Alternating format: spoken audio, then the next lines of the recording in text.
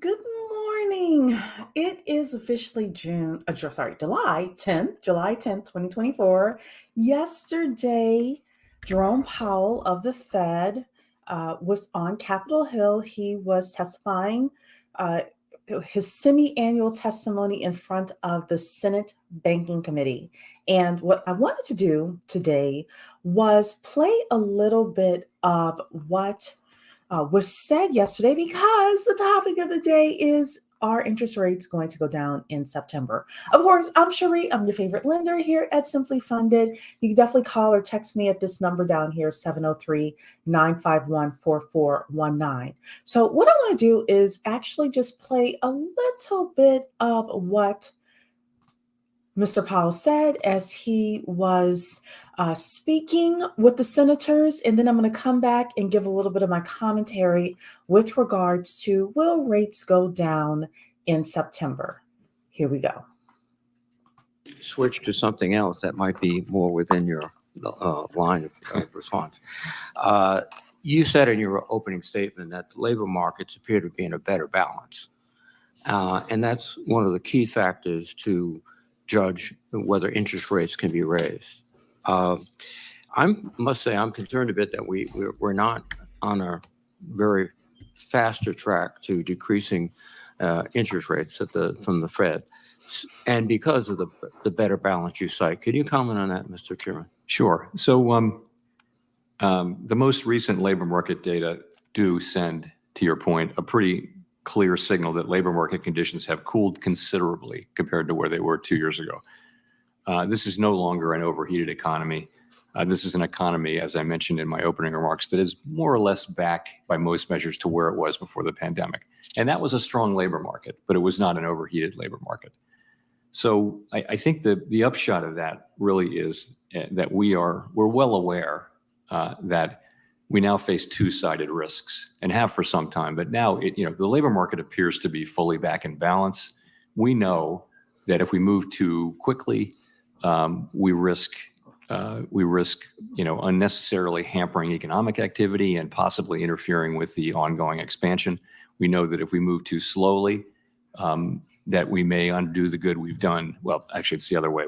If we loosen policy too late or too little, we could hurt economic activity. If we loosen policy too much or too soon, then we could undermine the progress on inflation. So we're very much balancing those two risks, and that's really the essence of what we're thinking about these days.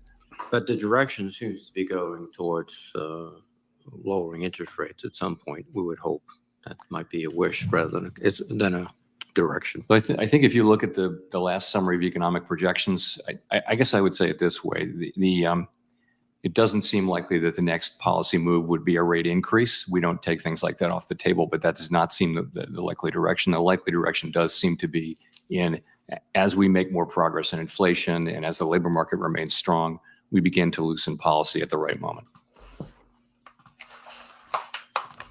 Okay, so what does this mean? So the Fed is responsible for something called the Fed rate. And that rate really does dictate a lot of what's happening with regards to mortgage interest rates. So the Fed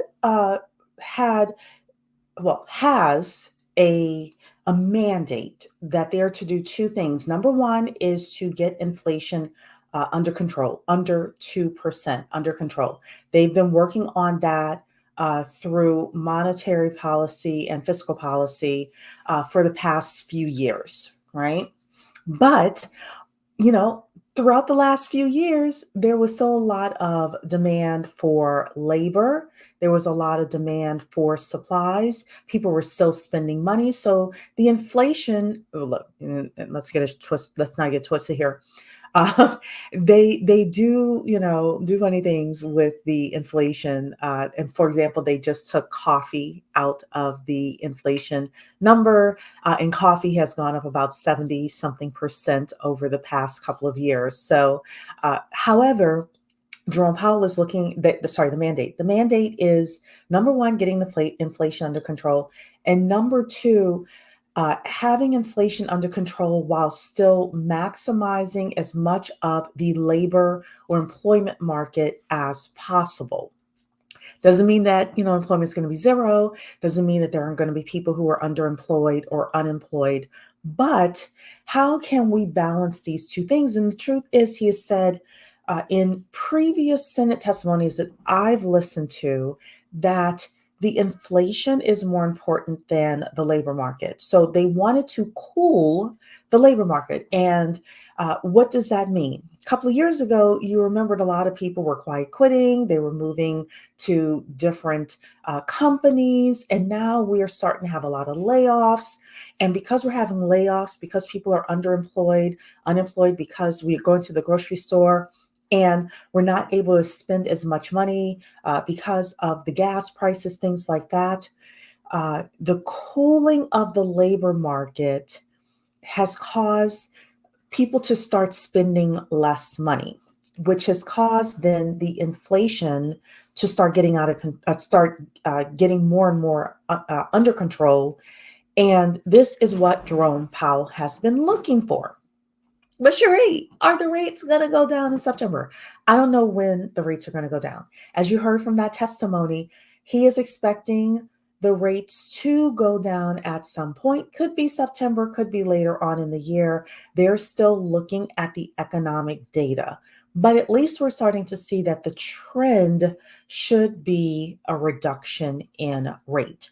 Final thing I want to tell you before I head out today is that for every 1% that the rate goes down, housing economists expect another 5 million buyers to enter the market. So don't assume just because the interest rates are going to go down that the housing prices are going to stay the same if you want to buy.